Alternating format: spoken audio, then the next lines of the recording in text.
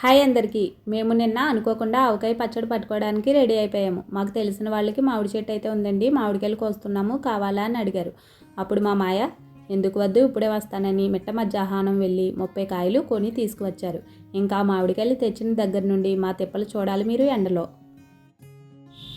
ఇవే మన ఆవకాయకి బెస్ట్ తాజా మామిడికాయలు. చెట్టు దగ్గర నుంచి ఇప్పుడే కోసుకుని తీసుకువచ్చాం.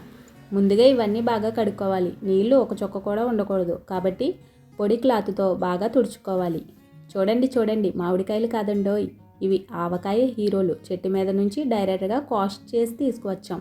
అమెజాన్ డెలివరీ కాదు, జోక్ చేశానండి. ముందుగా వీటిని బాగా కడుక్కోవాలి. నీళ్లు ఉండకూడదు అంటారు, లేదంటే ఆవకాయ కూడా నేను కూడా తడుస్తా అంటుంది. కాబట్టి కాయల్ని శుభ్రం చేసుకోవాలి. కాయల మధ్యలో ఉన్న నలుపును కూడా శుభ్రం కడుక్కోవాలండి. వాటిని కడుక్కున్న మామిడికాయల్ని పొడి క్లాత్తో తుడుచుకుని పక్కనైతే పెట్టుకోవాలి. మేము పచ్చడి పట్టుకోవడానికి ముందు నుంచి ప్రిపరేషన్లో లేము కాబట్టి అన్ని వస్తువులు కొడి దగ్గర నుంచి అయితే తెచ్చేసుకున్నామండి. బెల్లం అయితే గానుగ దగ్గర నుంచి అయితే తెచ్చుకున్నాము ఫ్రెష్గానే. బెల్లాన్ని అయితే కూరేసుకుని ఎండలో అయితే పెట్టుకున్నాను. ఉప్పు కూడా ఎండలో పెట్టుకోవాలండి. సమయానికి మా దగ్గర కళ్ళుప్పు కూడా లేదు కాబట్టి ప్యాకెట్ అయితే తెప్పించాను.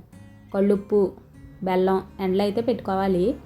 ఎండలో పెట్టుకుంటే పచ్చడి ఎక్కువ రోజులు నిల్వ ఉంటుంది కాబట్టి ఎండలో అయితే పెట్టాను. ఇప్పుడు మామిడికాయలు కోసుకునే టైం. కొయ్యడం మన వల్ల కాదు కాబట్టి మా మాయి వచ్చి మామిడికాయల మీద తన ప్రతాపం చూపించి మొక్కలు కోయడం ప్రారంభించాడు.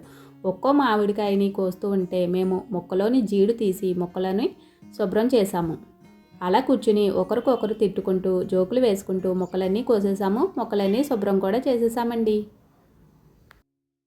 మామిడికాయల్ని జాగ్రత్తగా కొయ్యాలి, లేదంటే మామిడికాయ కంటే మన వేళ్ళే ఎక్కువగా కట్ అవుతాయి. ఇలా మొక్కలు రెడీ అయ్యాక ఒక్కసారి చూస్తుంటేనే నోరూరుతుంది. ఇంకా పచ్చడి రెడీ కాలేదు కానీ. ఇప్పుడు మసాలా సీన్ స్టార్ట్. ఉప్పు, కారం, ఆవాల పొడి ఇవన్నీ కలిపితేనే ఆవకాయ అసలు లెవెల్. పచ్చడి కలిపే వస్తువులన్నీ ఒకే చోట పెట్టుకున్నాను. పచ్చడి పట్టడం నాకు రాదు కాబట్టి మా అమ్మమ్మను పిలిచి పచ్చడి పట్టమన్నాను. మా అమ్మమ్మ వచ్చి ముందుగా ఉప్పు వేసి కలిపింది. ఉప్పు లైఫ్లో కూడా ఇంపార్టెంట్ అని మనం గుర్తు చేసుకుందాం కదండి. ఉప్పు లేకపోతే కూర ఎలా తినలేమో, కుటుంబంలో ప్రేమ కూడా అంతే ఇంపార్టెంట్. ఇప్పుడు కారం కాస్త ఎక్కువ వేసినా పర్లేదు, ఎందుకంటే ఆంధ్ర వాళ్ళకి కారం అంటే ప్రేమ. వెల్లుల్లి కూడా వేసుకోవాలి. ఆవాల పొడి వేశాక వాసన వస్తేనే అర్థమవుతుంది ఇది సూపర్ హిట్ అవుతుందని. మేము బెల్లం ఆవకాయ అయితే పట్టుకుంటున్నామండి, ఎందుకంటే పిల్లలు ఇష్టంగా తింటారని. పిల్లలు బెల్లం ఆవకాయే తింటారు.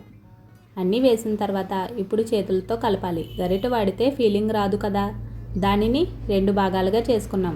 ఒక దానిలో సగం మామిడికాయ ముక్కలు వేసుకుని కలుపుకొని చివరగా నూనె అయితే వేసాము.